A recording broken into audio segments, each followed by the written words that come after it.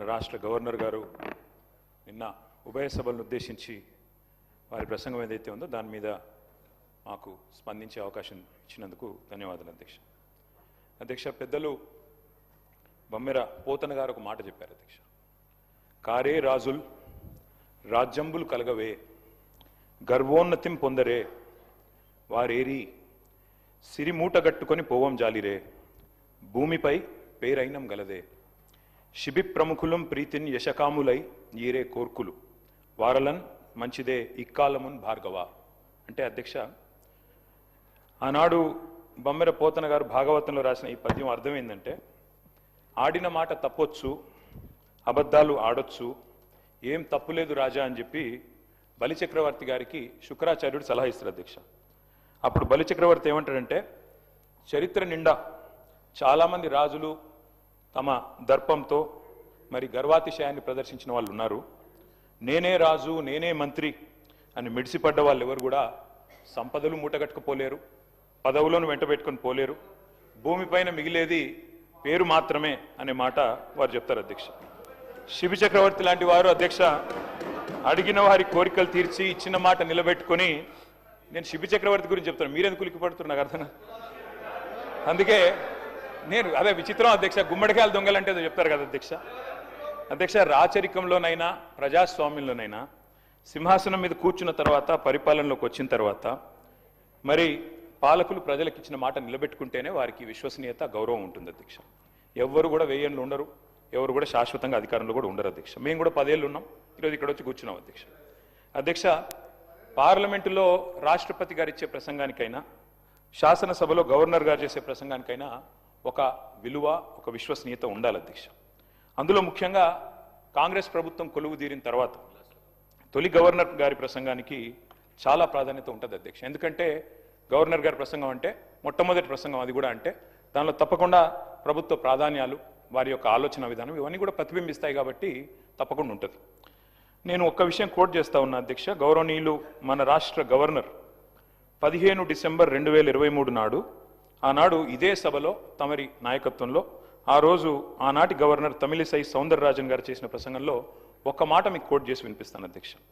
ఆ రోజు గవర్నర్ గారు తొలి ప్రసంగంలో వారు చెప్పింది ఏమంటే, ప్రజా సంక్షేమం కోసం, ఇది గవర్నర్ గారు నేను కోట్ చేస్తున్నాను అధ్యక్ష, 6 గ్యారంటీలు ప్రకటించాం. బాధ్యతలు స్వీకరించిన వెంటనే ఇచ్చిన హామీలు, చెప్పిన మాటకు కట్టుబడి హామీలకు చట్టబద్ధత కల్పించే ఫైలుపై ముఖ్యమంత్రి రేవంత్ రెడ్డి గారు తొలి సంతకం చేయడం ఈ ప్రభుత్వం సంకల్పానికి, చిత్తశుద్ధికి నిదర్శనం. ఇది గవర్నర్ గారు ఆ రోజు 15 డిసెంబర్ 2023 నాడు చెప్పిన మాట అధ్యక్ష. ఇవాళ నేను ప్రభుత్వాన్ని సూటిగా అడుగుతా ఉన్నా అధ్యక్ష, మరి ఏమైంది ఆ సంకల్పం, ఏమైంది ఆ సంతకం, ఎక్కడ పోయింది ఆ చిత్తశుద్ధి? మరి సంతకం పెట్టినని మీరే చెప్తారు ముఖ్యమంత్రి గారు, గవర్నర్ గారు చెప్పారు, ఏదో ఆషామాషి వ్యక్తి కూడా చెప్పలేదు అధ్యక్ష. ఆ తర్వాత అధ్యక్ష 2024 గవర్నర్ ప్రసంగం అయిపోయింది, 25 అయిపోయింది, ఇప్పుడు 26 కూడా నిన్న అయిపోయింది అధ్యక్ష. మరి ఇన్నేళ్ళైనా కూడా సీఎం గారు సంతకం చేసిన ఆ ఫైల్ ఎక్కడ పోయింది అధ్యక్ష? 28 నెలలుగా గడిచిన ఆ ఫైలు ఎక్కడ మాయమైంది?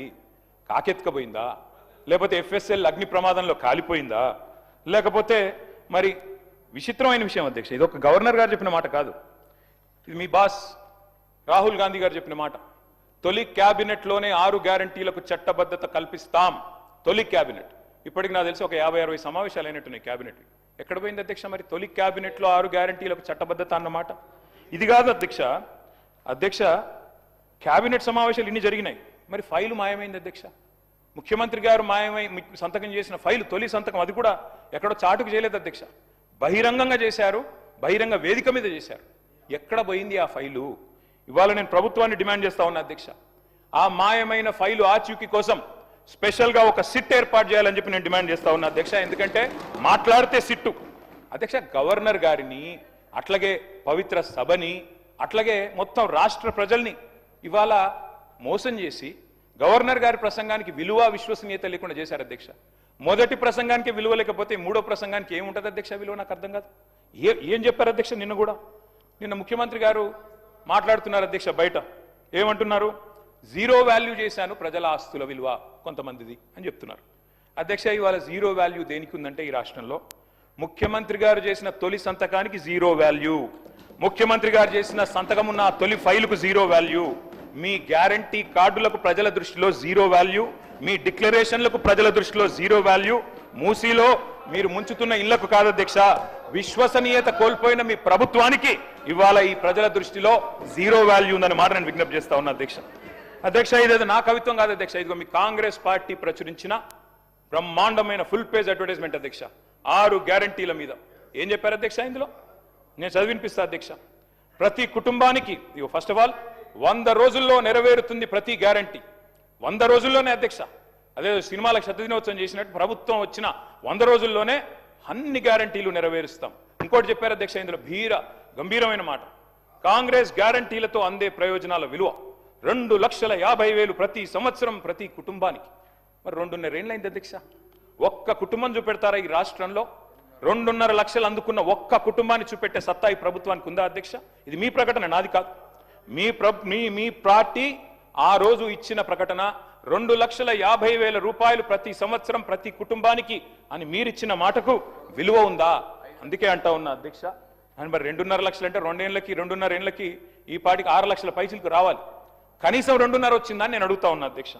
అధ్యక్ష, నేను అనుకున్నాను మరి గవర్నర్ గారి ప్రసంగం ఈ 28 మాసాల ప్రభుత్వ వైఫల్యాలు సాకల్యాలు అన్నిటిని కూడా మరి యథార్థంగా సమీక్ష చేస్తారేమో, ఏమైనా చెప్తారేమో, ఏమైనా చిన్న చిన్న పొరపాట్లు ఎందుకంటే ప్రభుత్వం వచ్చినాక జరుగుతాయి, సర్దుకుంటారేమో, ఆత్మవిమర్శ చేసుకుంటారేమో, ఫలానా పొరపాటు జరిగింది కాదు భవిష్యత్తులో సవరించుకుంటామని చెప్తారేమో అనుకున్నాం అధ్యక్ష.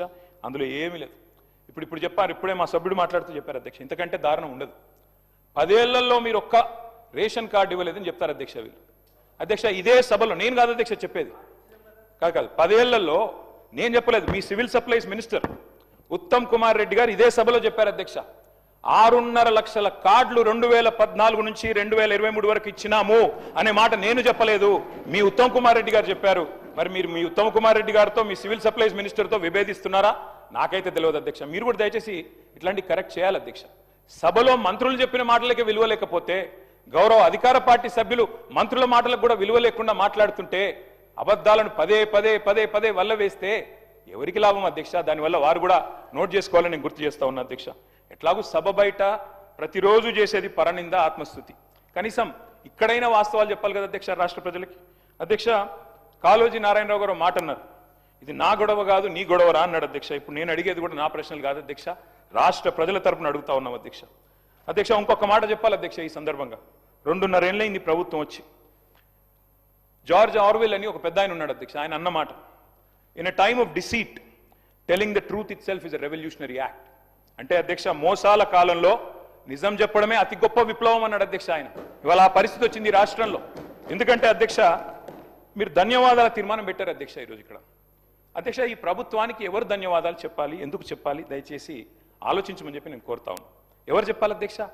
6 గ్యారంటీలు గౌరవనీయులు డిప్యూటీ సీఎం గారు ఆనాడు సిఎల్పి లీడర్ అధ్యక్ష, వారు చెప్పారు అధ్యక్ష చాలా అద్భుతంగా, ఈ గ్యారంటీ కార్డులు భద్రపరచుకోండి, 100 రోజులు జాగ్రత్త పెట్టుకోండి, 100 రోజులు బీరువాలు పెట్టుకోండి, 100 రోజుల తర్వాత కాంగ్రెస్ ప్రభుత్వం వచ్చిన తర్వాత బ్రహ్మాండంగా మరి ప్రతి గ్యారంటీ నెరవేర్చే బాధ్యత మాది. ఇది బట్టి విక్రమార్క గారు చెప్పిన మాట అధ్యక్ష, నాది కాదు.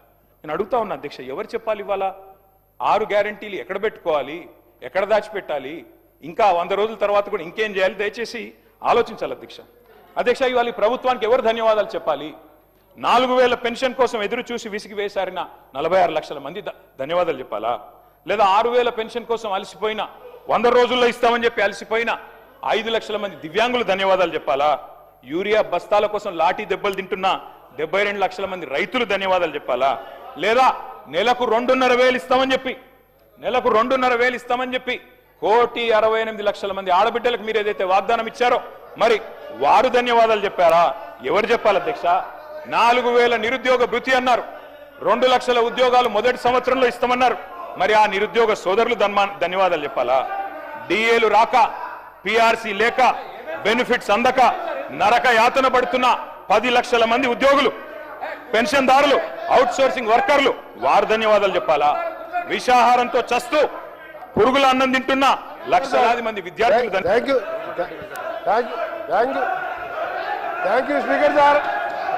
స్పీకర్ సార్, తప్పకుండా మా గౌరవ సోదర శాసనసభ్యులు మా ప్రభుత్వానికి ధన్యవాదాలు చెప్పాలి. మీరు 10 ఏళ్ళు ఒక్క తెల్ల రేషన్ కార్డు ఇయ్యేందుకు, మేము తెల్ల రేషన్ కార్డు ఇచ్చి సన్నబియ్యం ఇస్తున్నందుకు ఇవాళ 20,000 కోట్లతోని మా ఫైనాన్స్ మినిస్టర్ గారు ఇవాళ యంగ్ ఇండియా స్కూల్స్ పేరు మీద కుల మతాలకు అతీతంగా ఒక యంగ్ ఇండియా ఇంటర్నేషనల్ మోడల్లో ఇవాళ స్కూళ్ళు కట్టి సగం స్కూల్ పూర్తిగా వస్తున్నందుకు ఇవాళ ఆర్టీసీలో 278 కోట్ల మంది 11,000 కోట్ల రూపాయలు ఇవాళ ఆర్టీసీకి చెల్లించి ఉచితంగా మా అక్కా చెల్లెలు బడికి పోయినా, గుడికి పోయినా, అమ్మగారింటికి పోయినా ఉచితంగా పోతున్నందుకు, ఇంకా ఈరోజు మీరు గ్రామాలలో చూడండి, ఏ గ్రామానికి వెళ్ళా 30-40 ఇందిరమ్మ ఇల్లు కడుతున్నందుకు తప్పకుండా మీరు ధన్యవాదాలు చెప్పాలి. మీరు ఇంకొక విషయం, మీకు ఏం చెప్పాలి ధన్యవాదాలు? దళితుని ముఖ్యమంత్రి చేసిన ధన్యవాదాలు చెప్పాలా? 2 బెడ్రూమ్ ఇల్లు ఇచ్చిన ధన్యవాదాలు చెప్పాలా? మేము ఒక్కటే చెప్తున్నాం, కేటీఆర్ గారికి మేము చేసిన కార్యక్రమాలు చెప్పండి, మేము చేసిన మంచి కార్యక్రమాలు చెప్పండి. మీరు చేయవలసిన మేము చెప్తున్నాం. మేము స్పీకర్ సార్, మీరు ఒక నిమిషం వినండి. మీరు ఓపిక తెచ్చుకోండి. మీరు కొద్దిగా ఓపికతోని వినండి. మీరు గౌరవ కేటీఆర్ గారు శాసనంలో వాళ్ళు వింటున్నారు. మీరు ఓపిక తెచ్చుకోండి. మేము కొన్ని చేసినాం, కొన్ని కార్యక్రమాలు చేసినాం.